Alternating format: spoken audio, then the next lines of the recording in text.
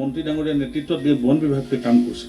আমি গছ থাকিলে মানুহ থাকিব কথাটো সদায় কৈ থাকোঁ, মুখত কৈ থাকোঁ, কাৰ্যটো আমি পৰিণত নকৰোঁ। আমি বহুত সময়ত মোক কেতিয়াবা গছ পুলি নিবলৈ দিলে চিধা ফটোখনৰ কাৰণে বাট চাই থাকোঁ। সাংবাদিক আহক, ফটো তুলিম আৰু ফেচবুকত দিম, নহ'লে পেপাৰত দিম, আৰু তাৰ বাদে পিছত আৰু গছ বাচিল নে নাই মৰিলে কোনো হিচাপ নাই।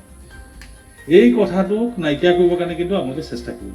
মই বেছি দীঘলীয়াকৈ চবতকৈ বেছি দীঘলীয়া নকৰোঁ। মহামান্য মেজিষ্ট্ৰেটসকলে কিন্তু প্ৰতিদিন এই একই কথা, অমুকে অমুকক মাৰিলে, অমুকে অমুকক ঠাইৰ পৰা চুৰি কৰিলে, অমুকে ডকাইতি কৰিলে, সেইটো লৈতো কোৰ্ট আৰু কিবা ভাল 1000 ডিফাৰেণ্ট স্পেচিজৰ ইয়াতে গাছ পুলি আমি লগাম, এই সংকল্প লোৱা হৈছে। আৰু এই মাস 1.5 মাসৰ ভিতৰত আমি গোটেই 24খনৰ আমি এতিয়া